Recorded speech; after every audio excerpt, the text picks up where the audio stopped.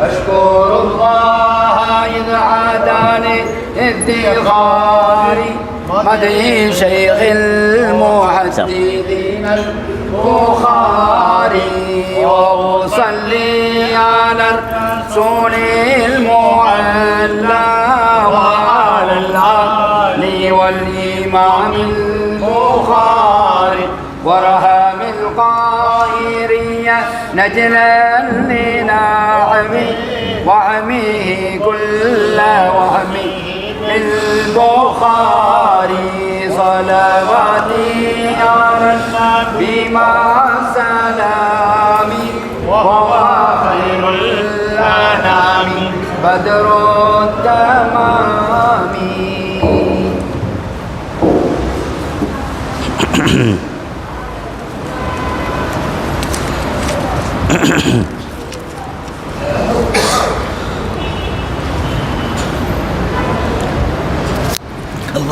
السلام عليكم ورحمة الله وبركاته. الحمد لله رب العالمين والصلاة والسلام على سيد الأنبياء والمرسلين سيدنا ونبينا ومولانا محمد وعلى آله وصحبه أجمعين. أما بعد، فقد قال الله تعالى في كلامه المجيد والفرقان الحميد: أعوذ بالله من الشيطان الرجيم، بسم الله الرحمن الرحيم. يا أيها الذين آمنوا لا تبطلوا صدقاتكم بالمن والأذى. وقال نبينا صلى الله عليه وسلم: من تصدق بعدل تمرة من كسب طيب ولا يقبل الله إلا الطيب وإن الله يقبله ثم يربيها كما يربي أحدكم فلوه حتى يكون مثل الجبل أو كما قال صلى الله عليه وسلم. وقال أيضا صلى الله عليه وسلم: أفضل الجهاد حج مبرور. صدق الله وصدق رسول الله صلى الله عليه وسلم. اللهم صل على سيدنا ونبينا ومولانا محمد وعلى آل سيدنا ونبينا ومولانا محمد كما صليت على إبراهيم وعلى آل إبراهيم إنك حميد مجيد. اللهم بارك على سيدنا محمد وعلى آل سيدنا محمد كما باركت على إبراهيم وعلى آل إبراهيم إنك حميد مجيد. புனிதமான புகாரி ஷரீஃப் ஓதப்படக்கூடிய சிறந்த பாரம்பரியமிக்க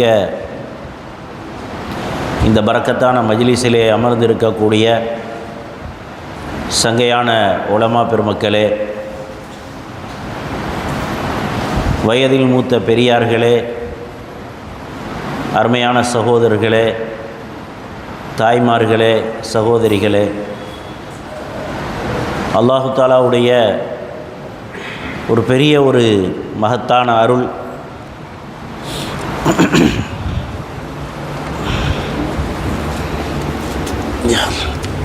صلواتي على النبي مع سلامي وهو خير الأنام بدر التمام. الله والإمام البخاري الإمام المحدثين البخاري ورحم القاهرين نجلا لنعمه وعمه كل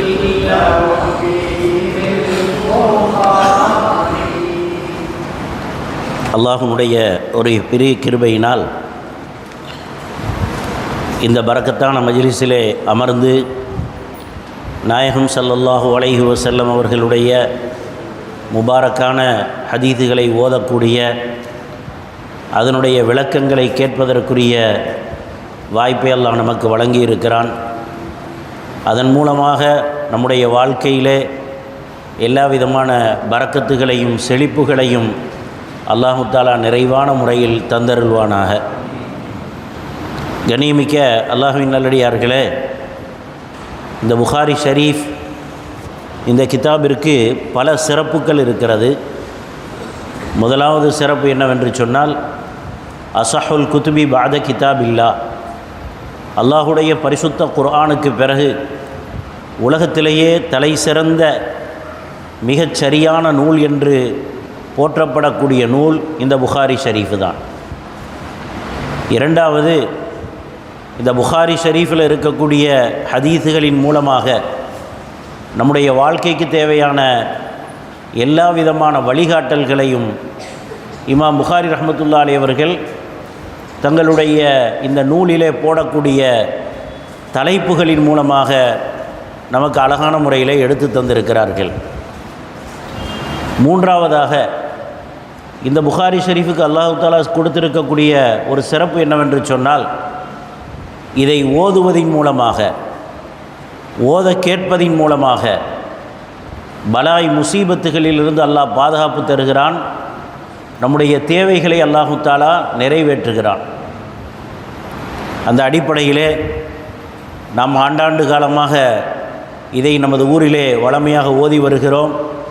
நமது முன்னோர்கள் எல்லாம் இதை மிக அருமையான முறையிலே நமக்கு வழிகாட்டி தந்திருக்கிறார்கள். இன்று ஓதப்பட்ட இந்த பகுதியிலே முக்கியமான 2 செய்திகளை இமாம் புகாரி ரஹ்மத்துல்லாஹி அலைஹி அவர்கள் பதிவு செய்திருக்கிறார்கள். முதலாவது விஷயம், சுருக்கமாக முதலாவது விஷயம் ஜகாத்தை பற்றியும் சதகாக்களை பற்றியும் தான தர்மங்களை பற்றியும். இரண்டாவது விஷயம் ஹஜ்ஜினுடைய அதனுடைய நோக்கமும் முக்கியத்துவமும் சட்டதிட்டங்களும். ஜகாத்துடைய விஷயங்கள் உங்களுக்கு முன்னால் ஆலிம் அவர்களால் சொல்லித்தரப்பட்டது. இமாம் புகாரி ரஹ்மத்துல்லாஹி அலைஹி அவர்கள் சதகாவுடைய விஷயத்தில் சொல்லும் பொழுது ஒரு செய்தியை நமக்கு பதிவு செய்கிறார்கள். மன தூய்மையுடன் உள தூய்மையுடன் செய்யக்கூடிய சதகாக்களுக்கு அல்லாஹ்விடத்தில் எவ்வளோ பெரிய மதிப்பு இருக்கிறது என்பதை. இப்னு அப்பாஸ் ரலியல்லாஹு தஆலா அன்ஹு அவர்களுடைய ஒரு செய்தி, ஒரு ஹதீஸ் இமாம் ரஸீன் ரஹ்மத்துல்லாஹி அலைஹி அவர்கள் தங்களுடைய கிதாபிலே பதிவு செய்திருக்கிறார்கள். அல்லாஹு தஆலா முதல்ல இந்த உலகத்தை படைத்தான். இந்த உலகத்தை படைக்கும் நேரத்திலே அது தண்ணீரின் மீது இருந்தது. தண்ணீரின் மீது உலகம் மிதந்து கொண்டிருந்தது. அதனால் இந்த உலகம் தடுமாறி கொண்டிருந்தது, அசைந்து கொண்டிருந்தது. இப்போ அல்லாஹு தஆலா அந்த உலகத்தை நிலையாக நிறுத்துவதற்காக அதன் மீது மலைகளை படைத்தான். மலைகள் உலகத்திலே ஏற்படுத்தப்பட்டதற்கு பிறகு அந்த உலகத்திலே அந்த தடுமாற்றம் அது நின்று, அது உறுதியாக நின்று விட்டது. ஃபஅஜிபத்தில் மலாயிகத்து மின் ஷித்தத்தில் ஜிபால், இந்த மலைகளினுடைய வலுவை பார்த்து மலக்குமார்கள் ஆச்சரியப்பட்டார்கள்.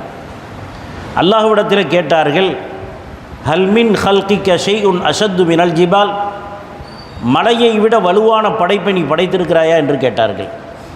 அல்லாஹு தஆலா சொன்னான், ஆம், நான் இரும்பை படைத்திருக்கிறேன். இரும்பு ஆயுதங்களை கொண்டு மலைகளை மனிதன் சுக்குநூறாக உடைத்து விடுகிறான். அந்த மலையை இல்லாமல் ஆக்கி விடுகிறான். மலக்குமார்கள் மறுபடியும் கேட்டார்கள், இரும்பை விட வலுவான படைப்பு எதையும் படைத்திருக்கிறாயா? ஆம், நான் நெருப்பை படைத்திருக்கிறேன். நெருப்பின் மூலமாக இரும்பு, அவ்வளவு பலமாக இருக்கக்கூடிய இரும்பை தண்ணியை போன்று அல்லாஹ் ஓட வைத்து விடுகிறான். நெருப்பை விட பலமான படைப்பை படைத்திருக்கிறாயா? ஆம், நான் நீரை படைத்திருக்கிறேன். எவ்வளவுதான் நெருப்பு கொழுந்து விட்டு எரிந்தாலும் தண்ணீரை ஊற்றப்படும் பொழுது அந்த நெருப்பு அணைந்து விடுகிறது. நீரை விட பலமான படைப்பை நீ படைத்திருக்கிறாயா? ஆம், நான் காற்றை படைத்திருக்கிறேன். காற்று சூறாவளி ஏற்பட்டு விட்டது என்று சொன்னால் கடலுடைய உச்சி குடுமையை போட்டு ஆட்டுவதை போன்று பெரும் கடல் கொந்தளிப்புகள் ஏற்படுகிறது. மிகப்பெரிய பாரமான மலைகளை போன்ற அந்த மேகங்களை, அந்த நீர் நிலைகளை காற்று அப்படியே அசைத்து சென்று விடுகிறது. நான் காற்றை படைத்திருக்கிறேன். மறுபடியும் கேட்டார்கள், காற்றை விட பலமான படைப்பு எதுவும் உன்னிடத்தில் இருக்கிறதா? ஆம், நான் மனிதனின் உள்ளத்தை படைத்திருக்கிறேன். எப்படிப்பட்ட உள்ளம் என்று சொன்னால், தசத்தக பி யமீனிஹி யுக்ஃபீஹா மின் ஷிமாலிஹி, வலது கரத்தினால் தர்மம் கொடுக்கிறான், தன் இடது கரத்துக்கு கூட தெரியாமல். மன தூய்மையுடன் தர்மம் கொடுக்கக்கூடிய மனிதனுடைய மனம் இருக்கிறது, உள்ளம் இருக்கிறதே, அதுதான் என்னுடைய படைப்புகளில் எல்லா படைப்புகளை விட வலுவானது என்று அல்லாஹு தாலா சொன்னதாக நாயகம் ஸல்லல்லாஹு அலைஹி வஸல்லம் அவர்கள் நமக்கு சொல்லி தந்திருக்கிறார்கள். இங்கே என்ன விஷயத்தை நமக்கு தெளிவுபட உணர்த்த விரும்புகிறார்கள் என்று சொன்னால், நாம் செய்யக்கூடிய தர்மம் எந்த அமலாக இருந்தாலும் சரி, அதில் 2 விஷயங்கள் கவனிக்கப்பட வேண்டும். ஒன்றாவது, அல்லாஹுவால் சொல்லித்தரப்பட்ட, அல்லாஹ் ரசூலினால் காட்டித்தரப்பட்ட முறையிலே அமைய வேண்டும். இரண்டாவது, அல்லாஹுக்காக வேண்டியே அமைய வேண்டும். நாம் செய்யக்கூடிய எல்லா அமல்களும் மன தூய்மையுடன், இஹ்லாசுடன் செய்யும் பொழுது அல்லாஹுவிடத்தில் அதற்கு மிகப்பெரிய மதிப்பு இருக்கிறது என்பதை இந்த ஹதீஸின் மூலமாக சொல்லி காட்டுகிறார்கள். ஏனென்றால் காற்று என்பது ஒரு படைப்புத்தான். ஆனால் ஷைத்தான் இருக்கிறானே, மனிதனுடைய உள்ளத்தை ஆக்கிரமித்து கொண்டிருக்கிறான். எந்த நேரத்திலும் மனிதன் அவனுடைய உள்ளத்தில் கெட்ட எண்ணங்களை அல்லது தனக்கு பேர் வர வேண்டும், பெருமை வர வேண்டும் என்ற அந்த எண்ணத்தை உள்ளத்திலே போட்டு கொண்டிருக்கிறான். அந்த ஷைத்தானை முறியடித்து அவனுடைய சக்தியை முறித்துவிட்டு, நான் என்னுடைய இந்த அமலை என் படைத்த ரப்புக்காக வேண்டி மாத்திரம் செய்வேன் என்று ஒரு மனிதன் செய்கிறானே, இவனுடைய அந்த உள்ளம் அனைத்து படைப்புகளை விட சக்தி வாய்ந்ததாக, வலுமிக்கதாக இருக்கிறது என்பதை நாயகம் ஸல்லல்லாஹு அலைஹி வஸல்லம் அவர்கள் அல்லாஹ் சொன்னதாக நமக்கு சொல்லி காட்டியிருக்கிறார்கள். ஒரு ஹதீஸிலே வருகிறது, பெருமானார் ஸல்லல்லாஹு அலைஹி வஸல்லம் அவர்கள் சொன்னார்கள், நாளை மறுமையில் கடுமையான வெயில் தகித்து கொண்டிருக்கக்கூடிய அந்த நேரத்திலே அல்லாஹு தாலா தன்னுடைய அரிசின் நிழலிலே 7 பேருக்கு விசேஷமான நிழலை வழங்குகிறான். அதில் ஒரு நபரை பற்றி சொன்னார்கள், ரஜுலுன், ஒரு மனிதர், தஸத்தக பி ஸதகத்தின், அவர் ஒரு தர்மம் செய்கிறார், அது தன்னை தவிர வேறு யாருக்கும் தெரியாத விதத்திலே மன தூய்மையுடன் செய்கிறாரே, அவரும் ஒருவர் என்று பெருமானார் ஸல்லல்லாஹு அலைஹி வஸல்லம் அவர்கள் சொல்லித் தருகிறார்கள். இமாம் புகாரி ரஹ்மத்துல்லாஹி அலைஹி அவர்கள் இந்த இடத்துல ஒரு தலைப்பை போடுகிறார்கள், அல்லாஹுவிடத்தில் நாம் செய்யக்கூடிய தர்மமாக இருந்தாலும் சரி அல்லது அமல்களாக இருந்தாலும் சரி, ஏற்றுக்கொள்ளப்பட வேண்டுமென்றால் அது மன தூய்மையுடன் இருக்க வேண்டும். அது ரொம்ப மிக முக்கியமானது. இரண்டாவது, நாம் செய்யக்கூடிய தர்மம் ஏற்றுக்கொள்வதற்கு நம்முடைய சம்பாத்தியம் ஹலாலான முறையிலே இருக்க வேண்டும். அதைத்தான் தலைப்பிலே போடுகிறார்கள். நாம் செய்யக்கூடிய இந்த தர்மம் ஹலாலான முறையிலே இருக்க வேண்டும் என்பதற்குரிய தலைப்பு, லா யக்பலுல்லாஹு ஸதகத்தம் மின் குலூலின், மோசடி செய்த பொருளாதாரத்திலே மோசடி செய்த பொருள்களிலிருந்து செய்யக்கூடிய தர்மத்தை அல்லாஹு தஆலா ஏற்றுக்கொள்ள மாட்டான். அந்த ஹதீஸை கொண்டு வருகிறார்கள் இமாம் புகாரி ரஹ்மத்துல்லாஹி அலைஹி அவர்கள்.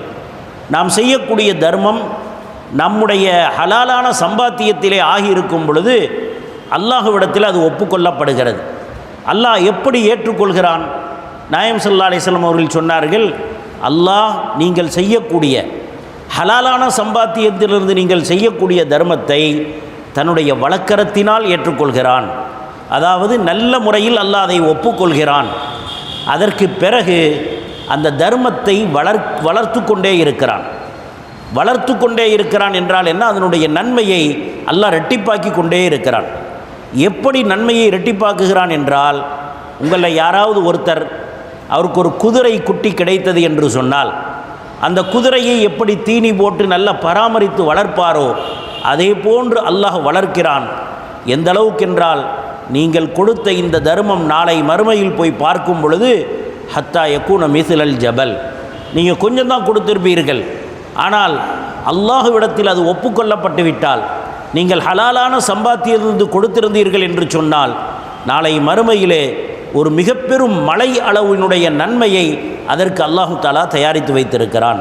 இப்போ அல்லாஹுவிடத்திலே ஒப்புக்கொள்ளப்படுவதற்கு மன தூய்மை ஒரு காரணம். இரண்டாவது, நம்முடைய சம்பாத்தியம் ஹலாலான முறையில் இருக்க வேண்டியது, அதுவும் அடிப்படையான காரணமாக இருக்கிறது.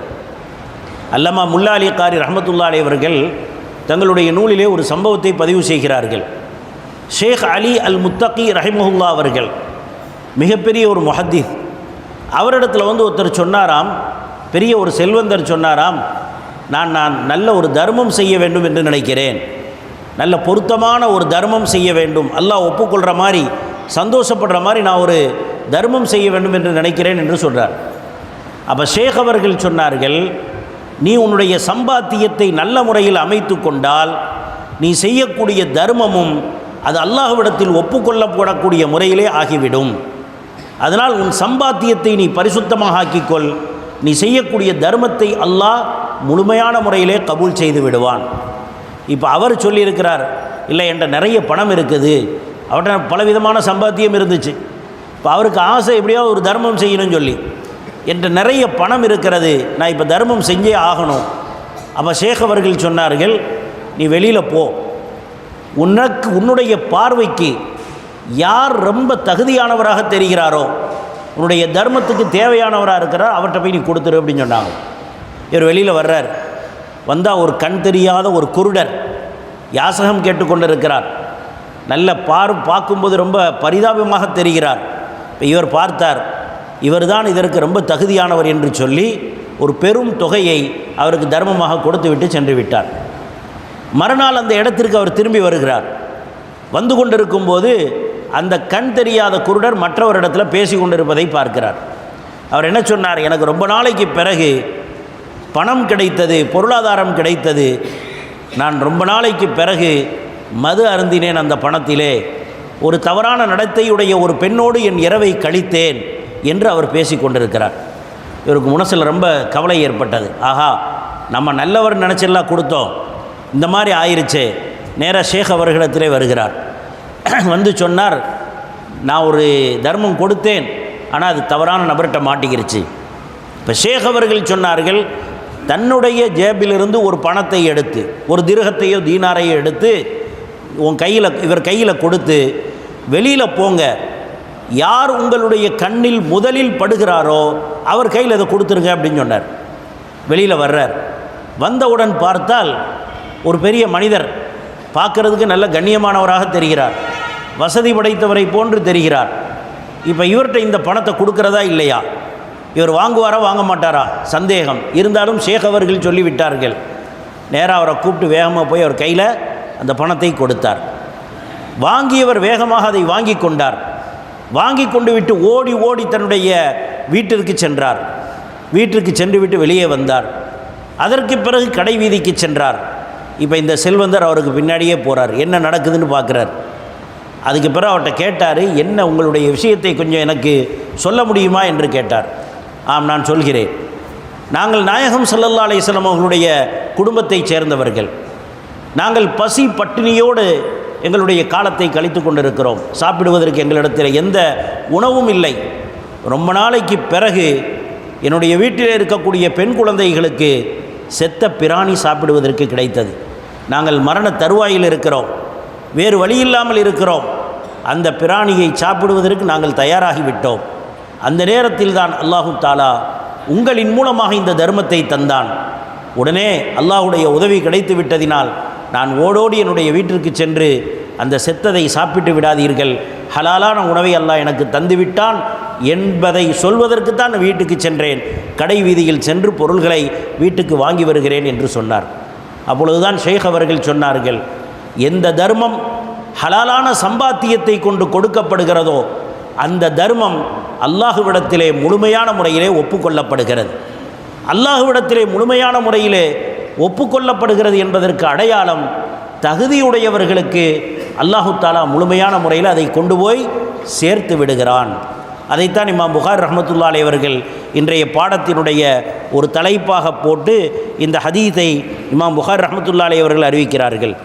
யார் ஒருவர் ஒரு பேரிச்சம்பளத்தினுடைய ஒரு துண்டை தர்மம் செய்கிறாரோ, நல்ல சம்பாத்தியத்திலிருந்து பேரித்தம்பளத்தினுடைய ஒரு பகுதியை தர்மம் செய்கிறாரோ, அல்லாஹு தாலா அதை கண்ணியமான முறையில் ஏற்றுக்கொண்டு அதனுடைய நன்மையை அல்லாஹு தாலா வளர்த்து கொண்டே இருக்கிறான் என்பதாக இந்த செய்தியை சொல்லி தந்திருக்கிறார்கள். இரண்டாவது விஷயம், தர்மம் செய்வது என்பது அது மனிதனுக்கு கிடைத்த மிகப்பெரிய பாக்கியம். சதக்காக்கள், சதக்கா என்ற வார்த்தையை எதை காட்டுகிறது என்று சொன்னால், லிசிதுகிர் ரக்பதி ஃபி தவாபில்லா, ஒருவன் தர்மத்தை கொடுக்கிறான் என்றால் அல்லாஹ் எனக்கு நன்மை தருகிறான் என்பதனுடைய உண்மையான ஆசை இருப்பதினால்தான், அவனுடைய உள்ளம் உண்மையாக இருப்பதினால்தான் அவன் சதக்காக்கள் செய்கிறான். அதனால தான் அதுக்கு பேர் சதக்கா என்ற வார்த்தை சொல்லப்பட்டது. அப்போ சதக்கா செய்வதன் மூலமாக அல்லாஹுவினுடைய அன்பு கிடைக்கிறது, நெருக்கம் கிடைக்கிறது. நாயகம் ஸல்லல்லாஹு அலைஹி வஸல்லம் அவர்கள் சொன்னார்கள், உலகத்தில் 2 பேர் மீது மட்டும் பொறாமை கொள்ளலாம், வேறு யார் மீதும் பொறாமைப்படுறதுக்கு அனுமதி கிடையாது. ஒரு ஆள் யார்? அவருக்கு அல்லாஹு தஆலா குர்ஆனுடைய ஞானத்தை கொடுத்திருக்கிறான், மார்க்க விளக்கத்தை கொடுக்கிறான், குர்ஆனை அல்லாஹ் கொடுத்திருக்கிறான், இரவும் பகலுமாக குர்ஆனை கொண்டு குர்ஆனை ஓதிக்கொண்டிருக்கிறார், அதை கொண்டு அமல் செய்து கொண்டிருக்கிறார். இவரை பார்த்து நம்ம நினைக்கலாம், யா அல்லாஹ் அவரை மாதிரி நானும் ஆகக்கூடாதா என்று. இரண்டாவது ஒருத்தர் அல்லாஹ் நல்ல வசதி வாய்ப்புகளை கொடுத்திருக்கிறான், அந்த வசதி வாய்ப்புகள் தான் மட்டும் பயன்படுத்தாமல் சமுதாயத்திற்கு பயன்படுத்தக்கூடிய விதத்திலே நல்ல தர்மம் செய்யக்கூடியவராக அல்லாஹ் அவரை ஆக்கி வைத்திருக்கிறான். இவரை பார்த்தும் நாம் ஆசைப்படலாம், யா அல்லாஹ் இது போன்ற தர்ம பிரபுவாக நானும் இருக்கக்கூடாதா, தர்மம் செய்யக்கூடியவனாக நான் இருக்கக்கூடாதா என்று நாம் ஆசை வைக்கலாம். நாயகம் ஸல்லல்லாஹு அலைஹி வஸல்லம் அவர்கள் வியாபாரம் செய்பவர்களுக்கு ஒரு விஷயத்தை சொன்னாங்க. நீங்கள் வியாபாரம் செய்கிறீர்கள், எதற்காக வியாபாரம் செய்கிறீர்கள், அதில் நோக்கம் என்ன? அந்த நோக்கத்தை வைத்து அல்லாஹ்விடத்தில் உங்களுடைய அந்தஸ்து உயர்ந்து விடுகிறது. பொதுவாக வியாபாரத்தினுடைய நோக்கம் என்ன? எல்லாருக்கும் என்ன நோக்கம் இருக்கும்? முதலாவது நோக்கம், நான் என் வாழ்க்கையை சீராக்கி கொள்ள வேண்டும், என்னுடைய தேவைகளை அடுத்தவரிடத்தில் நான் கொண்டு போய் வைக்கக்கூடாது, என் பிள்ளைகளுக்கு நான் செலவழிக்க வேண்டும், அப்போ தன்னுடைய குடும்பத்தாருக்கு தனக்கு செலவழிக்க வேண்டும் என்ற ஒரு நல்ல எண்ணம் இருக்கும். இரண்டாவது, ஒய்ஸ்திஃபாஃபன் அனில் மஸ்அலா, அடுத்தவரிடத்தில் நான் தேவையாகிவிடக்கூடாது, அடுத்தவரிடத்தில் நான் தேவையாகிவிடக்கூடாது, என் தேவையை நானே பூர்த்தி செய்ய வேண்டும். இது ரெண்டாவது நோக்கம். மூன்றாவது நோக்கத்தை சொல்கிறார்கள், அதுவும் இருந்தால் ஒ தஅத்துஃபன் அலா ஜாரிஹி, நீ வியாபாரம் செய்யும்போது பிறருக்கு உதவி செய்ய வேண்டும் என்ற எண்ணத்தையும் ஏற்படுத்தி கொண்டால், உங்களுடைய தேவைகள் போக, உங்களுடைய குடும்பத்தாருடைய தேவையை போக, என் சமுதாயத்திற்கும் என்னுடைய வியாபாரத்தினால் நான் செய்யக்கூடிய எனக்கு கிடைக்கக்கூடிய வருமானத்தினால் ஒரு நன்மையை சேர்க்க வேண்டும் என்ற நிய்யத்தையும் நீங்கள் சேர்த்து கொண்டீர்கள் என்று சொன்னால், நாளை மறுமையிலே இந்த வியாபாரி எப்படி வருவார் தெரியுமா? லக்கியல்லாஹ தஆலா வ வஜ்ஹுஹு மிஸ்லல் கமரி லைலத்தல் பத்ர், அல்லாஹ்வை இவர் சந்திப்பார், அவருடைய முகம் 14ஆம் நாள் சந்திரனை போன்று இலங்கிக் கொண்டிருக்கும். வியாபாரம் செய்வது ஹலாலான ஒன்று, அதை அல்லாஹ் செய்ய சொல்கிறான். ஆனால் நிய்யத்தை இப்படி வைத்து கொண்டிருக்கும் பொழுது, இதற்காக நான் வியாபாரம் செய்கிறேன் என்று நிய்யத்தை வைத்து கொண்டிருக்கும் பொழுது அவருடைய அந்தஸ்து அல்லாஹ்விடத்தில் உயர்ந்து விடுகிறது. அதை விட்டு இந்த நிய்யத்தில் வியாபாரம் செய்தால், ஏன் வியாபாரம் செய்கிறேன்? மக்களிடத்தில் நல்ல ஒரு மதிப்பு கிடைக்க வேண்டும், நல்ல ஒரு செல்வந்தன் என்ற பேர் கிடைக்க வேண்டும், பல வியாபாரிகளுக்கு முன்னால் நானும் என்னுடைய அந்த தகுதியை நான் உருவாக்கி கொள்ள வேண்டும், என் பொருளை நான் பெருக்கிக் கொள்ள வேண்டும், அதன் மூலமாக மக்கள் என்னை ஒரு பெரிய மனிதராக பார்க்க வேண்டும். இந்த நிலையில், இந்த எண்ணத்தில் வியாபாரம் செய்தார் என்று சொன்னால், அல்லாஹ் அவர் மீது கோபமாக இருக்கும் நிலையில்தான் நாளை மறுமையில் சந்திப்பார் என்று நாயகம் ஸல்லல்லாஹு அலைஹி வஸல்லம் அவர்கள் சொல்லி தந்திருக்கிறார்கள்.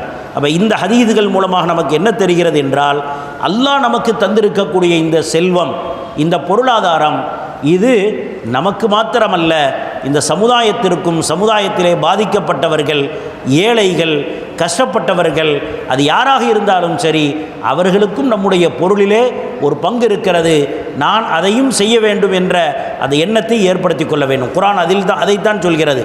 ஒஃபி அம்வாலிஹிம் ஹக்குல் லிஸ்ஸாஇலி வல் மஹ்ரூம், நல்லடியார்களை பொறுத்த வரைக்கும் அவர்களுடைய பொருளிலே யாசிப்பவர்களுக்கும் பங்கு இருக்கும், யாசிக்காமல் இருக்கக்கூடிய, தன் தேவையை பிறரிடத்தில் வெளிக்காட்டாமல் இருக்கக்கூடிய அந்த ஏழைகளுக்கும் இவர்களுடைய பொருளிலே பங்கிருக்கும் என்பதை அல்லாஹ் குர்ஆனிலே சொல்லி காட்டுகிறான். அதனால் இந்த செய்திகளின் மூலமாக நாம் உள்ளத்திலே நம்முடைய உலக வாழ்க்கை அது சிறந்ததாக இருக்க வேண்டும் என்றால், நம்முடைய வாழ்க்கையின் மூலமாக பல பேருக்கு பிரயோஜனத்தை எத்தி வைத்தவர்களாக, நம்முடைய பொருளாதாரத்தின் மூலமாக, நம்முடைய சேவைகள் அல்லது ஆற்றல்களின் மூலமாக பிறருக்கு பிரயோஜனத்தை தரக்கூடிய விதத்திலே நம் வாழ்க்கையை அமைத்து கொள்ள வேண்டும். நாயகம் ஸல்லல்லாஹு அலைஹி வஸல்லம் அவர்கள் சொன்னார்கள், ஹைருன் நாஸ் மை யன்ஃபஉன் நாஸ், மனிதர்களில் சிறந்தவர்கள் பிறருக்கு பிரயோஜனம் தரக்கூடிய விதத்தில் தன் வாழ்க்கையை யார் அமைத்து கொண்டார்களோ அவர்கள்தான். இரண்டாவதாக இன்று ஓதப்பட்ட செய்திகளிலே ஹஜ்ஜினுடைய பாடமும் வருகிறது. ஹஜ்ஜினுடைய பாடத்திலே சில விஷயங்களை இமாம் புகாரி ரஹ்மத்துல்லாஹி அலைஹி அவர்கள் இங்கே சொல்லி காட்டியிருக்கிறார்கள்.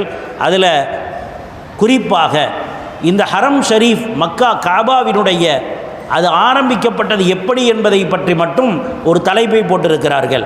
இப்ராஹிம் அலைஹிஸ்ஸலாம் அவர்கள் சொன்ன அந்த விஷயம், அவர்களும் அவர்களுடைய குடும்பத்தாரும் செய்த தியாகம். இப்ராஹிம் அலைஹிஸ்ஸலாம் அவர்கள் அல்லாஹ்விடத்திலே சொல்கிறார்கள், ஒய்து கால இப்ராஹீம் ரப்பி ஜஅல் ஹாதல் பலத ஆமினன் ஒ ஜுனுபுனி ஒ பனிய அந்நாபுதல் அஸ்னாம். இந்த செய்தியை இமாம் புகாரி ரஹ்மத்துல்லாஹி அலைஹி கொண்டு வந்திருக்கிறாங்க. இப்ராஹிம் அலைஹிஸ்ஸலாம் அவர்கள் இந்த ஊரை மக்காவை அமைக்கப்படக்கூடிய நேரத்திலே அங்கு தன்னுடைய மனைவியையும் இளம் மனைவியையும் தன்னுடைய பச்சிலம் பாலகனையும், அதுவும் ஒரே பையன்தான், அப்பந்தான் ஒரு மகன் கிடைத்திருக்கிறார். பல ஆண்டுகளுக்கு பிறகு, சில அறிவிப்பின் பிரகாரம் 90 வயதிற்கு பிறகு இப்ராஹிம் அலைஹிஸ்ஸலாம் அவர்களுக்கு இஸ்மாயில் அலைஹிஸ்ஸலாம் என்ற ஒரே மகன்தான் கிடைத்திருக்கிறார். அதுக்கு 13 வருடத்திற்கு பிறகுதான் இரண்டாவது மகன் இஸ்ஹாக் அலைஹிஸ்ஸலாம் கிடைக்கிறார். இப்போ இஸ்மாயில் அலைஹிஸ்ஸலாம் அவர்கள் அப்பந்தான் கிடைச்சிருக்கிறாங்க, பச்சிலம் பாலகனாக இருக்கிறார்கள். பாலஸ்தீனம் எங்கே இருக்கிறது, இந்த மக்கா எங்கே இருக்கிறது, அங்கே கொண்டு போய் விட்டு வர சொல்கிறான் அல்லாஹ். விட்டு வருகிறார்கள். அந்த மனைவியை கீழே இறக்கி விட்டு விடுகிறார்கள். அந்த மனைவி கேட்டார்கள், இலாயின யா செய்யீதி, என் கணவரை எங்கே விட்டுட்டு போகிறீங்க, யாரும் இல்லாத இந்த இடத்துல நான் யாரோட போய் இருப்பேன் என்று அந்த பெண்மணி கேட்கிறார்கள். இப்ராஹிம் அலைஹிஸ்ஸலாம் ஒன்றுமே பதில் சொல்லவில்லை, அவர்கள் போய்கிட்டே இருக்கிறாங்க. அப்போ அந்த அம்மையார் கேட்டாங்க, உங்களுடைய ரப்பு இதை ஏவுனானா? ஆம், என்னுடைய ரப்பு தான் இதை சொன்னான். உடனே அவர்கள் சொன்னார்கள், இதன் லையுதையனா, அல்லாஹ் எங்களை கைவிட மாட்டான், நீங்கள் போங்கன்னு சொல்லிட்டாங்க. அந்த இப்ராஹிம் அலைஹிஸ்ஸலாம் அவர்கள் கொஞ்சம் தூரம் போனதற்கு பிறகு அல்லாஹ்விடத்தில் துஆ செய்கிறாங்க. ரப்பி இன்னி அஸ்கந்து மின் துர்ரியத்தி பிவாதின் கைரி தி ஸர்இன் இன்த பைத்திக்கல் முஹர்ரம். யா அல்லாஹ், என்னுடைய வம்ச வழியை, என்னுடைய பிள்ளையை, என்னுடைய குடும்பத்தை இந்த மனித சஞ்சாரம் இல்லாத, எந்த மரம் செடி கொடி இல்லாத இந்த பாலைவனத்திலே நான் விட்டுட்டு போகிறேன். யா அல்லாஹ், எதுக்காக வேண்டி நான் விட்டுட்டு போகிறேன்? ரப்பனா லியுகீமுஸ் ஸலா, யா அல்லாஹ், இந்த உலகத்தில் தொழுகை நிலைநிறுத்தப்பட வேண்டும், உலக மக்கள் அத்துணை பேரும் உன்னை வணங்கக்கூடியவர்களாக இருக்க வேண்டும் என்ற ஒரே நோக்கத்திற்காக நான் இந்த காரியத்தை செய்கிறேன். யா அல்லாஹ், இவர்களை நீ கைவிட்டு விடாதே. ஃபஜ்அல் அஃபீதத்தம் மினன் நாஸ், மக்களின் உள்ளங்களை தஹ்வீ இலைஹிம், இந்த ஊர் வாசிகளின் பக்கம் திரும்பக்கூடியதாக ஆக்கிவிடு. இப்ராஹிம் அலைஹிஸ்ஸலாம் துஆ செஞ்சாங்க. ஒரு ஸுகுஹும் மின தமராத், பல வர்க்கங்களை இவர்களுக்கு கொடுப்பாயாக துஆ செய்துவிட்டு போனார்கள். அல்லாஹ் அந்த துஆவை ஏற்றுக்கொண்டான். காபத்துல்லா அங்கே நிர்மாணிக்கப்பட்டது. உலகத்தினுடைய அத்துணை மக்களும் அங்கே போக வேண்டும் என்ற ஆசை கொள்கிறார்கள். அப்படிப்பட்ட ஒரு நகரமாக ஆக்கி வைத்து விட்டான். எல்லா வகையான பல வர்க்கங்களும், பழம் அங்கே விளையாவிட்டாலும் கூட உலகத்திலே கிடைக்கக்கூடிய அனைத்து விதமான பழங்களையும் அல்லாஹ் அங்கே கிடைக்கிற மாதிரி ஆக்கி வைத்து விட்டான். அப்போ நாம் செய்யக்கூடிய தியாகம், இப்ராஹிம் அலைஹிஸ்ஸலாம் அவர்கள் செய்த தியாகம் அல்லாஹுக்கு எவ்வளவு பிடித்தமானதாக ஆகிவிட்டது என்று சொன்னால், அல்லாஹு தாலா இன்று வரைக்கும் கியாமத்து நாள் வரைக்கும் அவர்கள் செய்த தியாகங்கள் ஒவ்வொன்றையுமே அதை அல்லாஹ் மக்கள் அமல்களின் மூலமாக செய்யக்கூடிய விதத்தில் ஆக்கிட்டான். இப்ராஹிம் அலைஹிஸ்ஸலாத்தினுடைய மகாம் இப்ராஹீமை இன்று வரைக்கும் அல்லாஹ் பாதுகாத்து வைத்திருக்கிறான். காபத்துல்லாவை கட்டும் பொழுது அவர்கள் நின்ற கல் இன்று வரைக்கும் அப்படியே இருக்கிறது. அவர்களுடைய மனைவி செய்த அந்த தியாகத்தினால் வந்த ஜம்சம் தண்ணீர் இன்று வரைக்கும் மக்கள் அதை பயன்படுத்தி கொண்டிருக்கிறார்கள். கியாம நாள் வரைக்கும் வற்றாத ஜீவநிதியாக அது வந்து கொண்டே இருக்கிறது. அவர்கள் தொங்கோட்டம் ஓடினார்கள், மக்களையும் ஓடச் சொல்லப்பட்டது. ஷைத்தானுக்கு கல்லெறிந்தார்கள், அதை ஹாஜிகள் எறிந்து கொண்டிருக்கிறார்கள்.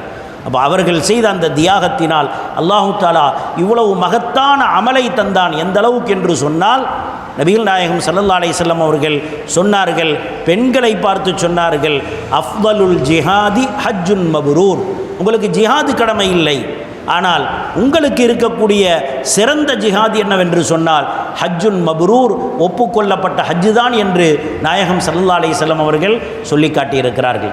இப்படி இந்த வாசிக்கப்பட்ட பாடங்களிலே சதகாவுடைய விஷயங்களும் ஹஜ்ஜினுடைய விஷயங்களையும் இமாம் புகாரி ரஹ்மத்துல்லாஹி அலைஹி அவர்கள் நமக்கு இந்த பாடத்திலே சொல்லி தந்திருக்கிறார்கள்.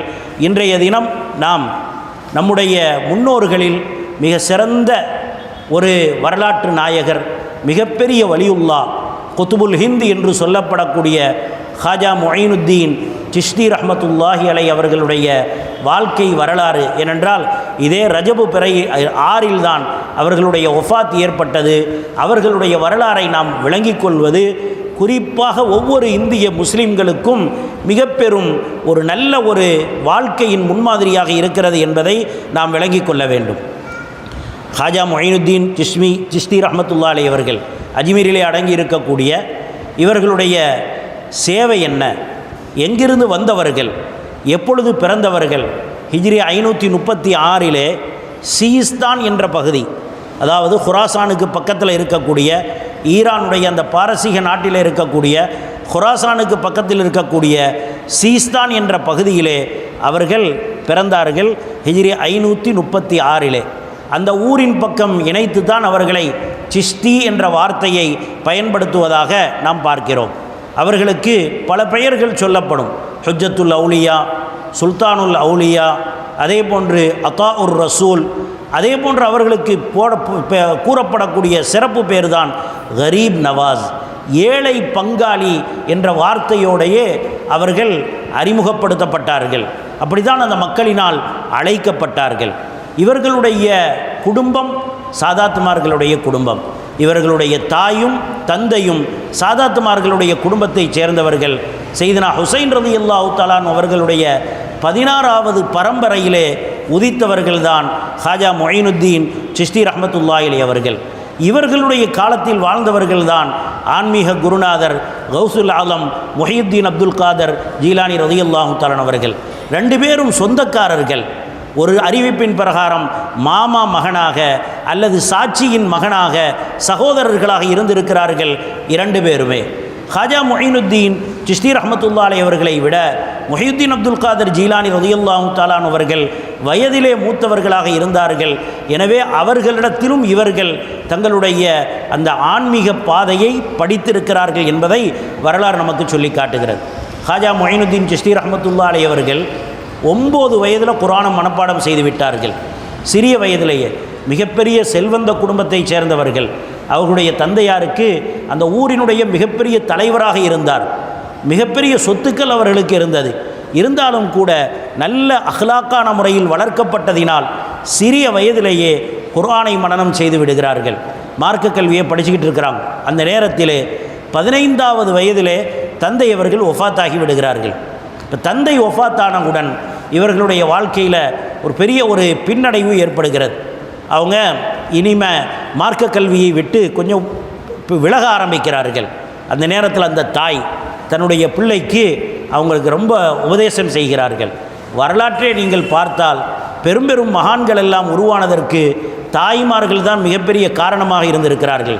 அதனால் தாய்மார்களே, அல்லாஹ் உங்களுக்கு கொடுத்திருக்கக்கூடிய பிள்ளைகளுடைய விஷயத்திலே நீங்கள் சரியாக இருந்தீர்கள் என்று சொன்னால் அந்த பிள்ளைகள் உங்களுக்கு கண்குளிர்ச்சிகளான பிள்ளைகளாக இருக்கும். பெரும் ஞானவான்கள் மகான்கள் எல்லாம் தங்களுடைய தாய்களினால் உருவாக்கப்பட்டுதான் இந்த உலகத்திற்குரிய மிகப்பெரிய நட்சத்திரங்களாக மின்னிக் கொண்டிருக்கிறார்கள். உங்களுக்கு கிடைத்த நியாமத்திலே மிகப்பெரிய நியாமத் இந்த குழந்தை செல்வம் என்பது. அதை வீணடித்து விடாதீர்கள், அதை பாதுகாத்து கொள்ளுங்கள். அந்த பிள்ளைகளை எப்படி நீங்கள் உருவாக்கப் போகிறீர்கள் என்பது உங்களுடைய கையில் தான் இருக்கிறது. அப்போ அந்த அம்மையார் தன்னுடைய மகனிடத்திலே அவருக்கு நல்ல தைரியம் ஊட்டுகிறார்கள். மகனே, உன் தந்தையின் கனவு என்ன தெரியுமா? நீ தலை சிறந்த அறிஞனாக மாற வேண்டும். நீ இந்த உலகத்திற்கே ஒரு மிகப்பெரிய முன்னோடியாக ஆக வேண்டும். அதற்குத்தான் அவர் இவ்வளவு கவலைப்பட்டார். நீ அவர் வஃபாத்தாகி விட்டதினால் நீ மனம் சோர்ந்து விடாதே, தளர்ந்து விடாதே. நீ மறுபடியும் தீனுடைய மார்க்கத்தினுடைய கல்வியை படி என்று உற்சாகமூட்டினார்கள். முன்பை விட அதிகமாக உற்சாகத்தோடு அவர்கள் படித்து கொண்டிருக்கக்கூடிய நேரத்தில் வாழ்க்கையில் சோதனை வருகிறது. தாயும் இறந்து விடுகிறார்கள். சிறிய வயதிலேயே 15 வயசிலேயே தந்தையையும் இழந்தார்கள், தாயையும் இழந்தார்கள். தந்தை இறந்த ஒரே வருஷத்தில் தாயும் வஃபாத்தாயிட்டாங்க. இப்போ அவர்களுடைய வாழ்க்கையில் பெரிய விரக்தி. தந்தை இவ்வளோ பெரிய சொத்துக்களை விட்டு சென்றிருக்கிறார். இந்த சொத்துக்களை எல்லாம் எப்படி பாதுகாப்பது? வயது சிறிய வயது, வேறு உடன் பிறந்தவர்கள் யாரும் இல்லை. இப்பொழுது தங்களுடைய தந்தையினுடைய சொத்துக்களை கவனித்து கொண்டிருக்கிறார்கள். ஒரு மிகப்பெரிய திராட்சை மர தோட்டம் இருந்தது அவர்களிடத்தில். தினமும் அங்கே போவாங்க, அந்த தோட்டத்தை கவனிப்பார்கள்.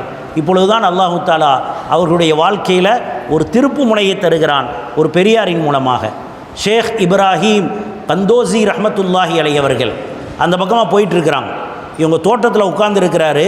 இந்த சிறுவர் தோட்டத்திலே உட்கார்ந்து தோட்டத்தை பார்த்து கொண்டு இருக்கிறார். அந்த மகான் அப்படி போகிறத பார்த்துடுறாங்க. பார்த்தோன்னே அவருக்கு சந்தோஷம், இந்த மகானை எப்படியாவது அவருடைய பரக்கத்தை பெற வேண்டும் என்று சொல்லி நேராக ஓடி போய் அவர்களிடத்தில் போய் துவா வாங்குறாங்க, சலாம் சொல்கிறாங்க. சின்ன பிள்ளை தான் இருந்தாலும் அந்த பெரியாரின் மீது அன்பினால் அவரிடத்தில் போய் சலாம் கொடுக்குறாங்க, துவா வாங்குறாங்க. அந்த பெரியாரும் துவா செய்கிறாங்க. துவா செய்யிட்டு போகிறாங்க. அப்போ இவர்கள் சொன்னார்கள், கொஞ்ச நேரம் என் இடத்துக்கு வாங்க, எங்கள் வீட்டுக்கு வந்து என் தோட்டத்துக்கு வந்து நீங்கள் வந்து உட்காந்துட்டு போனால் தான் எனக்கு சந்தோஷமாக இருக்கும் அப்படின்னு சொல்கிறார். அப்போ ஷேக் இப்ராஹிம் ரஹமத்துல்லாஹி அவர்கள் உள்ளே வந்துடுறாங்க. வந்து இவருடைய சொல்லை கேட்டுட்டு கொஞ்ச நேரம் உட்கார்ந்துருக்கிறாங்க. தன்னுடைய தோட்டத்திலிருந்து பழங்களை எல்லாம் பறித்து ஒரு பெரிய தட்டில் வச்சு அந்த ஷேக் முன்னாடி கொண்டு வர்றாங்க. அவரும் நல்ல சந்தோஷமாக அதை சாப்பிட்றாங்க. சாப்பிட்டு முடித்ததுக்கு பிறகு தன்னுடைய பழைய பையிலிருந்து ஒரு ரொட்டி துண்டை எடுத்து இவரிடத்தில் கொடுத்து, நீங்கள் இதை சாப்பிடுங்க, நீங்கள் தந்த விருந்துக்கு பகரமாக என்னுடைய விருந்தை நீங்கள் ஏற்றுக்கொள்ளுங்கள் என்று சொன்னார்கள். அந்த பெரியார் போயிட்டாங்க. அவர்கள் அதை சாப்பிட்டார்கள். அதற்கு பிறகு அல்லாஹ் அந்த பெரியாருடைய பரக்கத்தினால் அவர்களுடைய வாழ்க்கையில் பெரிய மாற்றத்தை கொடுத்து விட்டான். அவர்களுடைய உள்ளத்தில் அல்லாஹ் பெரிய மாற்றத்தை கொடுத்து விட்டான். தங்களுடைய எல்லா சொத்துக்களையும் அவர்கள் விற்றார்கள். விற்றதற்கு பிறகு எல்லாவற்றையும் தர்மம் செய்தார்கள். அல்லாஹ்வினுடைய மார்க்கத்தினுடைய கல்வியை கற்பதற்காக வேண்டி அவர்கள் பிரயாணம் செய்ய ஆரம்பித்து விட்டார்கள். அன்றைய காலத்திலே கல்வி பட்டணமாக திகழ்ந்த சமர்கந்து, புகாரா போன்ற நகரங்களுக்கு சென்று தஃப்சீருடைய, ஃபிக்ஹுடைய, ஹதீஸுனுடைய எல்லா கலைகளையும் முழுமையாக அவர்கள் கற்று முடித்து விட்டார்கள். அதற்கு பிறகு அவர்களுடைய உள்ளம் ஞானக்கல்வியின் பக்கம், தஸ்கியாவின் பக்கம், அதாவது அல்லாஹுவை நெருங்குவதின் பக்கம், அந்த கல்வியின் பக்கம் அவர்களுடைய தேட்டம் ஏற்படுகிறது. அங்கே 5 வருடம் கல்வி கற்றார்கள். அதற்கு பிறகு அவர்கள் நைசாபூருக்கு போனாங்க. நைசாபூரில் அவர்களுடைய ஷேக் ஹாஜா உஸ்மான் ஹாரூனி ரஹமத்துல்லாஹி அலைஹி அவர்களை சந்திக்கிறார்கள். அவர்களுடைய மஷாயிஹ்மார்களில் நிறைய மஷாயிஹ்மார்களை அல்லாஹ் அவர்களுக்கு கொடுத்தான். ஷேக் நஜ்முத்தீன் ரஹமத்துல்லாஹி அலைஹி அவர்கள், அப்துல் காதர் ஜீலானி ரலியல்லாஹு தஆலா அவர்கள், அபூ சயீத் திப்ரீசி ரஹமத்துல்லாஹி அலைஹி அவர்கள், ஷிஹாபுத்தீன் அஸ்ஸஹ்ரவர்தி ரஹமத்துல்லாஹி அலைஹி அவர்கள், மஹமூத் அல் இஸ்ஃபஹானி போன்ற பெரும் பெரும்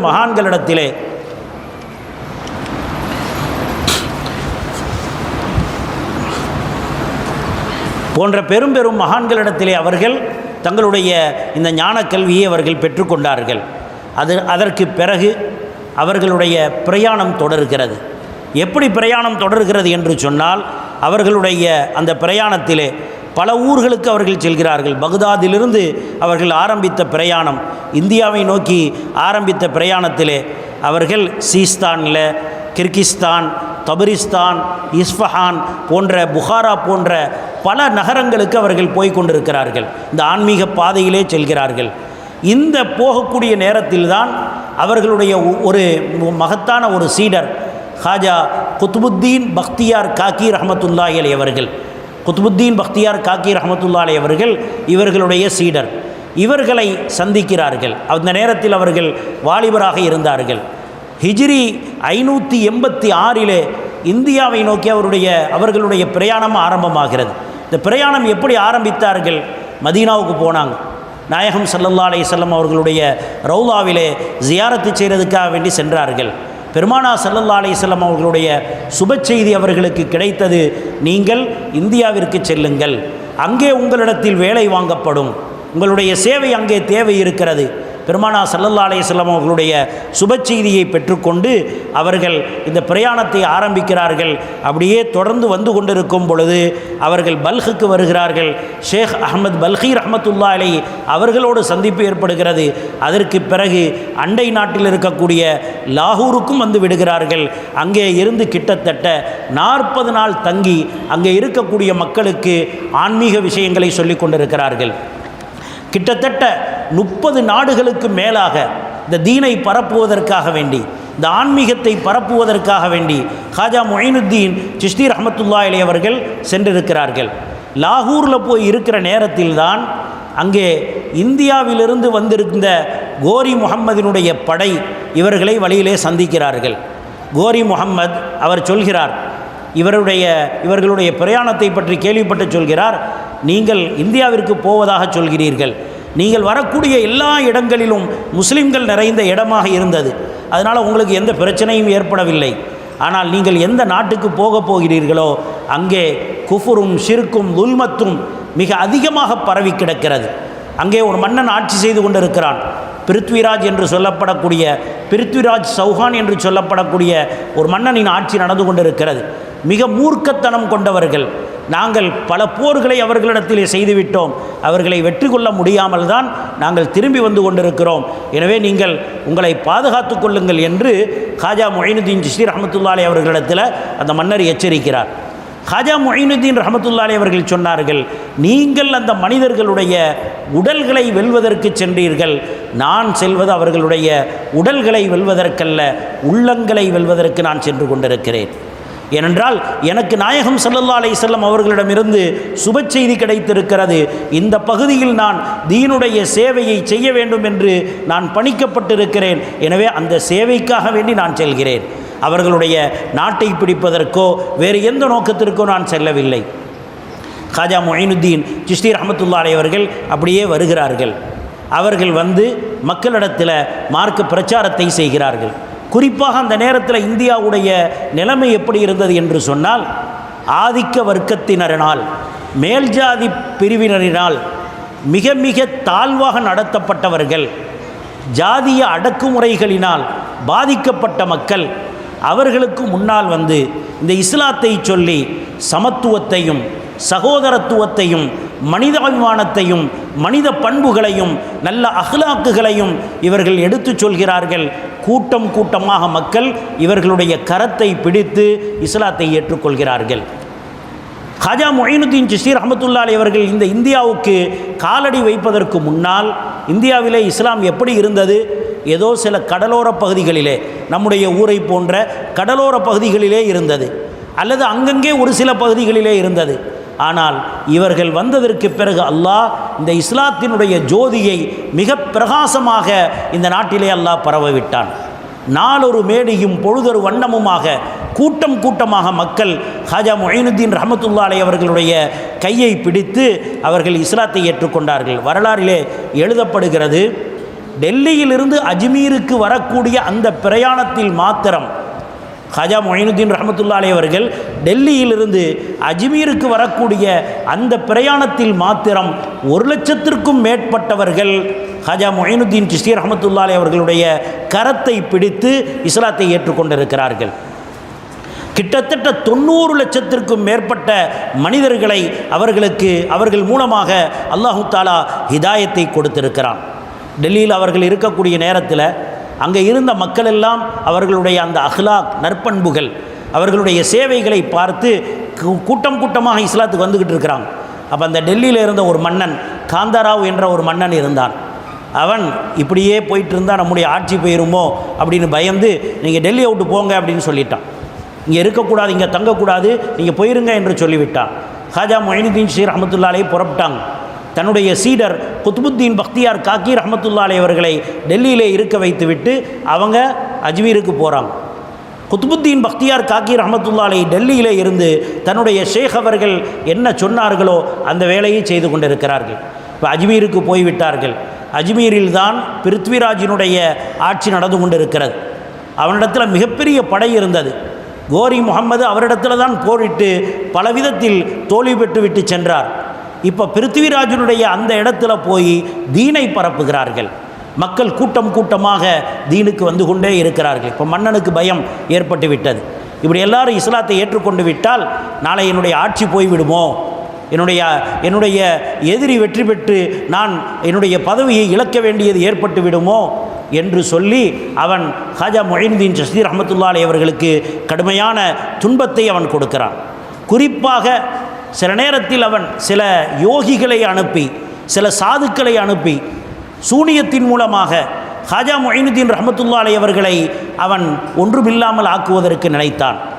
அந்த நேரத்தில் இருந்த மிகப்பெரிய யோகியாக இருந்தவன் ஜெயபால் என்பவர், அவரும் காஜா மொயினுத்தீன் சிஸ்தி ரஹமத்துல்லாஹி அலைஹி அவர்களை பார்த்து அவருடைய கையை பிடித்து இஸ்லாத்தை ஏற்றுக்கொண்டு விட்டார். பெரும் பெரும் சாதுக்களும் சாமியார்களும் அவர்களுடைய அற்புதங்களையும் அவர்களுடைய அஹ்லாக்கையும் பார்த்து இஸ்லாத்தை ஏற்றுக்கொள்கிறார்கள். இப்போ இவருக்கு ரொம்ப கடினமான கோபம் ஏற்பட்டு விட்டது. எப்படியாவது ஹாஜா மொஹிதீன் ரஹ்மத்துல்லாஹி அலைஹி அவர்களை இந்த இடத்தை விட்டு அவன் அனுப்பிவிட வேண்டும் என்று அவன் முயற்சிக்கிறான். இந்த இடத்துல நீங்கள் இருக்கக்கூடாது. அவர்களுடைய வேலை என்ன? ஹாஜா மொஹிதீன் ரஹ்மத்துல்லாஹி அலைஹி அவர்கள் எப்படி இந்த தீனை பரப்பினார்கள்? தங்களுடைய சீடர்களோடு ஒரு இடத்திற்கு செல்லுவார்கள். அங்கே சென்று அவர்கள் ஒரு 3 நாள் அல்லது 5 நாள் தங்குவார்கள். அந்த மக்களுக்கு பிரசங்கம் செய்வார்கள். அங்கே இருப்பவர்களுக்கெல்லாம் விருந்தளிப்பார்கள். எல்லோரும் வருவார்கள், எல்லோரும் கலந்து கொள்வார்கள். எந்த விதமான சாதிய வேறுபாடு இல்லாமல், எந்த மத வேறுபாடு இல்லாமல் எல்லோரும் அன்னாருடைய உபதேசங்களை கேட்பார்கள். அவர்களிடத்தில் கேட்கக்கூடிய அந்த உபதேசத்தினால் அவர்கள் தீனை ஏற்றுக்கொள்வார்கள். இப்படித்தான் அவர்களுடைய அந்த தாவத் மக்களின் பக்கம், அந்த அல்லாவின் பக்கம் மக்களை அழைத்து கொண்டிருந்தார்கள். இப்போ இந்த பிருத்விராஜ் அவர்களை நீ இந்த இடத்தை விட்டு வெளியே போயிடணும், இல்லாட்டா நான் உன்னை சும்மா விட மாட்டேன் என்று கடுமையாக எச்சரித்தான். அந்த நேரத்தில் தான் அவர்களுடைய வாயிலே வந்தது, நீ எங்களுக்கு இவ்வளவு தொந்தரவு கொடுக்கிறாய், நாங்கள் உங்களுடைய நாட்டை பிடிக்கவும் வரவில்லை, நாங்கள் இந்த மக்களுக்கு நல்லதை செய்ய வந்திருக்கிறோம், நீ இதை தடுக்கிறாய், எனவே அல்லாஹ் உனக்கு தோல்வியை தருவான் என்று சொன்னார்கள். அடுத்த ஆண்டே கோரி முகமதினுடைய படையெடுப்பு ஏற்பட்டது. அந்த பிருத்விராஜ் 3 லட்சம் படை வீரர்களோடு அந்த போரிலே கலந்து கொள்கிறான். முஸ்லிம்கள் 1 லட்சம் படை வீரர்களோடு வந்திருக்கிறார்கள். பல சிறுநில அதாவது குறுநில மன்னர்கள் எல்லாம் இந்த பிருத்விராஜோடு இருக்கிறார்கள். இருந்தாலும் அல்லாஹ் அந்த கோரி முகமதுக்கு வெற்றியை கொடுத்தான். அன்றுதான் முதலாக டெல்லியிலே ஒரு முஸ்லிமினுடைய ஆட்சி அமைக்கப்படுகிறது. கோரி முகமது தன்னுடைய அடிமையாகிய குத்துபுத்தீன் ஐபக்கை அங்கே ஆட்சியிலே அவர் நியமித்துவிட்டு அவர் போய்விடுகிறார். அன்று ஆரம்பிக்கப்பட்ட அந்த வடமாநிலத்தில் ஆரம்பிக்கப்பட்ட இஸ்லாமிய ஆட்சி 1857 நடந்த முதல் சுதந்திர போர் வரைக்கும் அது முஸ்லிம்களினுடைய ஆட்சியாக இருந்தது. இந்த இஸ்லாமிய ஆட்சி இந்த நாட்டிலே காலூன்றுவதற்கு வித்திட்டவர்கள், அதற்கு மூல காரணமாக இருந்தவர்கள் ஹாஜா மொயினுத்தீன் சிஷ்தி ரஹ்மத்துல்லாஹி அலைஹி அவர்கள்தான். அவர்களுடைய சீடர்களின் மூலமாக அல்லாஹு தஆலா நிறைய சேவைகளை வாங்கினான். குத்துபுத்தீன் பக்தியார் காக்கி ரஹ்மத்துல்லாஹி அலைஹி அவர்கள் டெல்லிக்கு போனவர்கள் அறிந்திருப்பார்கள். குத்துபு மீனாரை பார்த்திருப்பார்கள். அவர்களுடைய அடையாள சின்னமாக அவர்களுடைய சீடர் சுல்தான் ஷம்சுத்தீன் அல்தமிஷ் ரஹ்மத்துல்லாஹி அலைஹி அவர்கள், இந்தியாவை ஆண்ட மிக பெரும் பேரரசர் சுல்தான் ஷம்சுத்தீன் ரஹ்மத்துல்லாஹி அல்தமிஷ் ரஹ்மத்துல்லாஹி அலைஹி அவர்கள்தான் தன்னுடைய அந்த ஷேഖினுடைய அவர்களுடைய நினைவாக குத்துபு மீனாரை அவர் நிறுவுகிறார். அதற்கு பக்கத்தில் தான் அன்னாருடைய மக்பராவும் இருக்கிறது.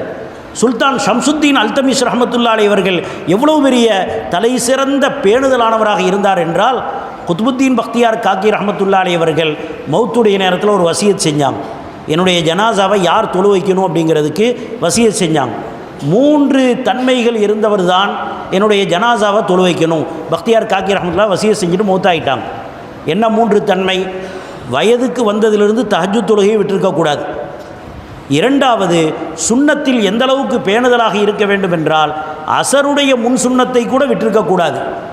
3வது, தன் வாலிப வயது வந்ததிலிருந்து இதுவரைக்கும் எந்த ஒரு அந்நிய பெண்ணையும் இச்சையுடன் பார்த்திருக்கக்கூடாது. இந்த 3 தன்மை உடையவர் தான் என்னுடைய ஜனாசாவை தொழு வைக்கணும்னு சொல்லிட்டு வசியை செஞ்சுட்டு போயிட்டாங்க. ஜனாசா வைக்கப்பட்டிருக்கிறது. வரலாறிலே எழுதப்படுகிறது, பல்லாயிரக்கணக்கான அங்கே மக்கள் வந்து கூடியிருக்கிறார்கள். யாரும் இதற்கு முன்வரவில்லை. ஏன்னா யார்ட்டையும் இந்த 3 விஷயங்களும் இல்லை. உலமாக்களும் குர்ராக்களும் இருக்கிறார்கள், ஆனால் யாரும் முன்வரவில்லை. மாலை வேலையாகிவிட்டது. கடைசியாக யார் வந்தார் தெரியுமா? சுல்தான் ஷம்சுத்தீன் அல்தமிஷ் என்பவர் தான் வருகிறார். இந்தியாவினுடைய மிகப்பெரிய ஒரு பேரரசர் வருகிறார். அவர் ஹாஜா அவர்களை பார்த்து சொல்கிறார், எனக்கும் அல்லாஹுக்கும் தெரிந்த இந்த ரகசியத்தை மக்களுக்கு முன்னால் உடைத்து விட்டீர்களே என்று சொல்லி அவர் தொழ வைத்தார். இப்படிப்பட்ட ஒரு பேரரசு, இப்படிப்பட்ட ஒரு தக்குவாதாரியான பேரரசர் உருவாகுவதற்கு ஹாஜா மொயினுத்தீன் சிஷ்தி ரஹ்மத்துல்லாஹி அலைஹி அவர்கள் வித்தாக இருந்திருக்கிறார்கள். குத்புத்தீன் பக்தியார் காக்கி ரஹமத்துல்லா அலை அவர்களுடைய மாணவர் தான் பாபா ஃபரீதுத்தீன் கஞ்ச் ஷக்கர் ரஹமத்துல்லா அலை அவர்கள். அவர்களுடைய மாணவர் தான் சுல்தானுல் அவுலியா ஹசரத் நிசாமுத்தீன் ரஹமத்துல்லாஹி அலை அவர்கள். அவர்கள் அந்த காலத்திலே இந்த மகான்களின் மூலமாக, இந்த சிஷ்டியாவினுடைய பெரியார்களின் மூலமாக அல்லாஹு தாலா இப்படிப்பட்ட மகத்தான செழிப்பை இந்த உலகத்திலே அல்லாஹ் ஏற்படுத்தினான். அல்லாஹ் ஹாஜா முஹித்தீன் சிஷ்தி ரஹமத்துல்லா அலை அவர்களுடைய அஹ்லாக் எப்படிப்பட்ட அஹ்லாக்! எல்லோரையும் அவர்கள் தங்களுக்கு கிடைத்த காலையில் அவங்களுக்கு நிறைய அன்பளிப்புகள் கிடைக்கும். அந்த அன்பளிப்புகள் எல்லாத்தையுமே மாலையில் எல்லாவற்றையும் பங்கு வைத்து விடுவார்கள். அபுல் ஃபதுல் என்பவர் தன்னுடைய ஆயினையே அக்பரி என்ற அக்பர்நாமா என்ற அந்த நூலிலே எழுதுகிறார். ஹாஜா முஹினுத்தீன் ரஹமத்துல்லா அலை அவர்கள் அஜ்மீர் என்ற ஒரு ஊரிலே இருந்தாலும் கூட, இந்தியாவினுடைய ஒரு மூலையிலே இருந்தாலும் கூட, தன்னுடைய மாணவர்களின் மூலமாக, சீடர்களின் மூலமாக முழு இந்தியாவிலும் அந்த மார்க்கத்தினுடைய பிரகாசத்தை அவர்கள் பரப்பிவிட்டார்கள் என்று எழுதுகிறார். அதே போன்று ஒரு வரலாற்றாசிரியர் எழுதுகிறார், தாரா ஷிக்வா. அவர் தன்னுடைய நூலிலே குறிப்பிடுகிறார், ஹாஜா முஹினுத்தீன் சிஷ்தி ரஹமத்துல்லா அலை அவர்கள் இந்த மக்களிடத்திலே முழுமையான முறையிலே எல்லோரும் செழிப்பாக வாழ வேண்டும் என்ற அந்த ஒரு எண்ணம் கொண்டிருந்தார்கள். அதனால் மக்கள் அவர்களை நோக்கி படையெடுத்து வந்து கொண்டிருந்தார்கள். இப்படிப்பட்ட ஒரு மகான் அவர்களுடைய 96வது வயதிலே, இதே ரஜபு பிறை 6 அவர்களுடைய ஒஃபாத் ஏற்படுகிறது. அஜ்மீரிலே தன்னுடைய சீடர் பக்தியார் காக்கி ரஹமத்துல்லா அலை அவர்களை வரவழைக்கிறார்கள். எல்லாத்துக்கும் முன்னாடி அவர்களை தன்னுடைய இருப்பிடத்திலே அமர்த்தி விட்டு சொன்னார்கள், என்னுடைய காலம் முடிந்து விட்டது, அதற்கு பிறகு நீங்கள் இந்த மார்க்கத்திலே, இந்த தீனிலே உறுதியாக இருந்து கொள்ளுங்கள் என்று பல வசியத்தை செய்துவிட்டு அவர்கள் தங்களுடைய அறைக்கு செல்கிறார்கள். செல்லும் பொழுது சொன்னார்கள், என்னை யாரும் தொந்தரவு செய்ய வேண்டாம், நான் என்னுடைய ரப்போடு இருக்கப் போகிறேன் என்று சொல்லிவிட்டு அறைக்கு சென்றார்கள்.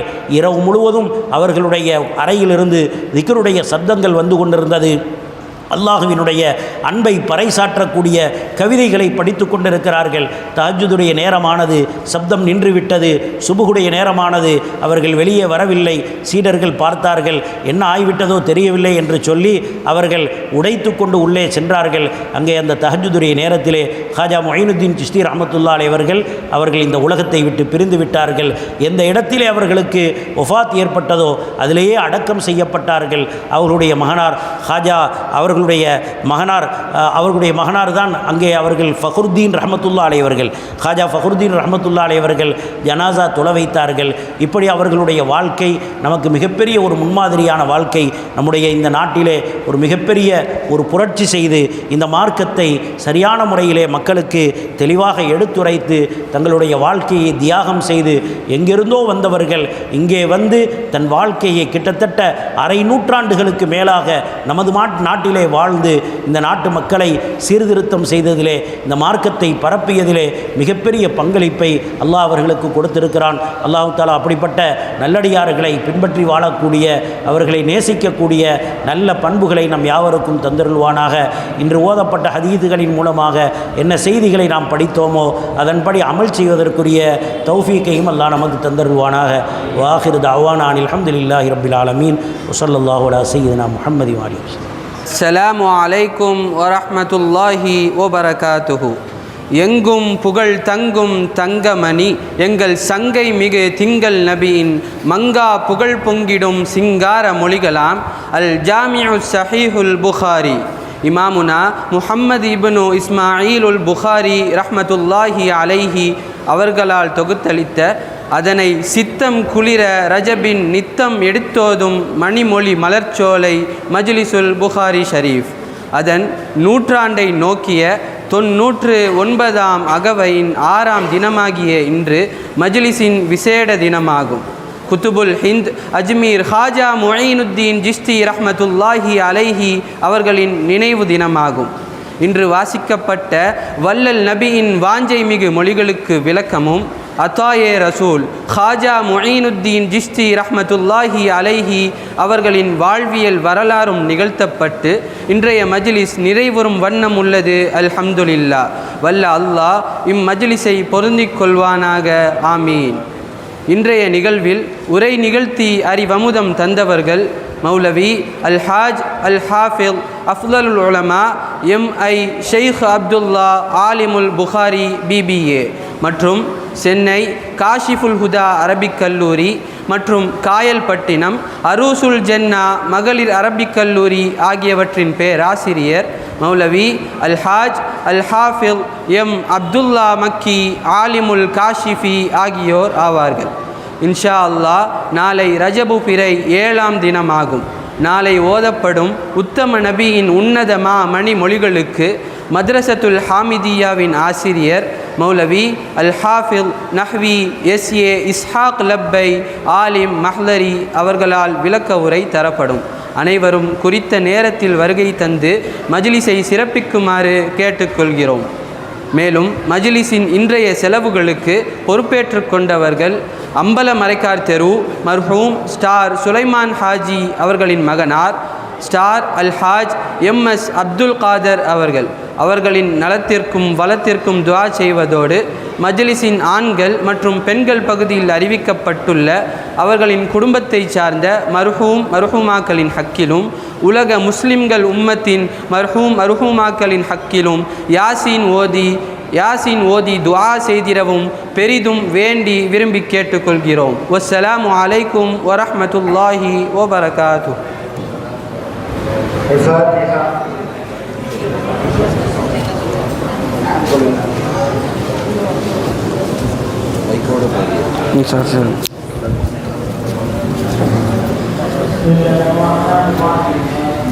القرآن الحكيم إنك من المرسلين على صراط مستقيم تنزيل العزيز الرحيم لتنذر قوما ما أنذر آباءهم فهم غافلون لقد حق القول على أكثرهم فهم لا يؤمنون إنا جعلنا في أعناقهم أغلالا فهي للأذقان فهم مقمحون وجعلنا من بين أيديهم سدا ومن خلفهم سدا فأغشينا فهم لا يبصرون وسواء عليهم أنذرتهم أم لم تنذرهم لا يؤمنون إنما تنذر من اتبع الذكر وخشي الرحمن بالغيب فبشرهم بمغفرة وأجر كريم إنا نحن نحيي الموتى ونكتب ما قدموا وآثارهم وكل شيء أحصيناه في إمام مبين وضرب لهم مثلا أصحاب القرية إذ جاءها المرسلون إذا أرسلنا إليهم اثنين فكذبوهما فعززنا بثالث فقالوا إنا إليكم مرسلون قالوا ما أنتم إلا بشر مثلنا ما أنزل الرحمن من شيء إن أنتم إلا تكذبون قالوا ربنا يعلم إنا إليكم مرسلون ما علينا إلا البلاغ المبين قالوا إنا تطيرنا بكم لئن لم تنتهوا لنرجمنكم وليمسنكم منا عذاب عليم أوليس الذي خلق السماوات والأرض بقادر على أن يخلق مثلهم بلى وهو الخلاق العليم إنما أمره إذا أراد شيئا أن يقول له كن فيكون فسبحان الذي بيده ملكوت كل شيء وإليه ترجعون. الفاتحة. بالله من الشيطان الرجيم. بسم الله الرحمن الرحيم. قل أعوذ برب الفلق من شر ما خلق من شر غاسق إذا وقب من شر النفاثات من شر حاسد. الحمد لله رب العالمين.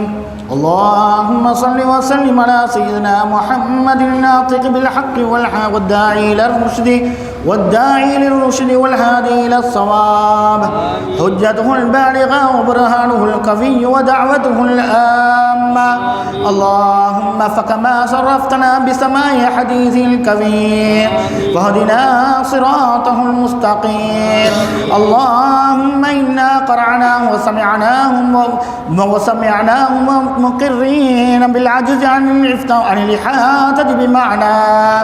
اللهم فكما أكرمتنا بسماع ألفاظه وجعلنا من جملته وحفاظه. اللهم قرب إلى فحامنا بعيد معاني ووفقنا بعمل العمل بمقتضى ما ورد من الأحكام فيه وامتثال بأوامره وجدنا بنواهيه. اللهم إنا بك وبما جاء بهذا النبي المؤمنون وبما أخبرنا به من الغيب والوعد والوعيد مصدقون فثبت اللهم بحرمته ذلك الإيمان والتصريف في قلوبنا واغفر ببركته جميع ذنوبنا. اللهم أوصل ما قرأنا من كلامك العزيز هذه هدية واصلة ورحمة نازلة وبركة شاملة وتحفة كاملة منا إلى حضرة الروح سيدنا محمد صلى الله عليه وسلم خاصة ثم إلى أرواح سائر الأنبياء والأولياء والعلماء والفقهاء الأنبياء والشهداء والصديقين الصالحين ثم إلى روح من تولون القرآن العظيم لأجلهم اللهم اغفر لهم وارحمهم واحشرهم وإيانا في زمرة المتقين وثم إلى روح جميع المؤسسين والواقفين والناصرين والسائين هذا المجلس الشريف اللهم اغفر لهم وارحمهم واحشرهم وإيانا في زمرة المتقين اللهم اجعل قبرهم روضة من رياض الجنان ولا تجعل قبرهم حفرة من حفر النيران ألا إن أولياء الله لا خوف عليهم ولا هم يحزنون ربنا هب لنا من أزواجنا وذرياتنا قرة أعين واجعلنا للمتقين إماما ربنا ظلمنا أنفسنا وإن لم تغفر لنا وترحمنا لنكونن من الخاسرين ربنا آتنا في الدنيا حسنة وفي الآخرة حسنة وقنا عذاب النار وأدخلنا الجنة الفردوس الأعلى برحمتك يا أرحم الراحمين ربنا اغفر لنا ولوالدينا ولمشايخنا ولأساتذتنا ولجيراننا ولمن حق علينا ولجميع أمة سيدنا محمد صلى الله عليه وسلم رب ارحمهما كما ربياني صغيرا وصلى الله تعالى وسلم على خير خلقه سيدنا محمد وعلى آله وأصحابه وأزواجه وذرياته وأهل بيته وأحبابه وأتباعه أجمعين سبحان ربك رب العزة عما يصفون وسلام على المرسلين والحمد لله رب العالمين سبحان ربك رب العزة عما يصفون وسلام على المرسلين والحمد لله رب العالمين آمين آمين آمين بفضل سبحان ربك رب العزة عما يصفون وسلام على المرسلين والحمد لله رب العالمين صلى الله على محمد صلى الله عليه وسلم صلى الله على محمد صلى الله عليه وسلم صلى الله على محمد يا ربي صل عليه وسلم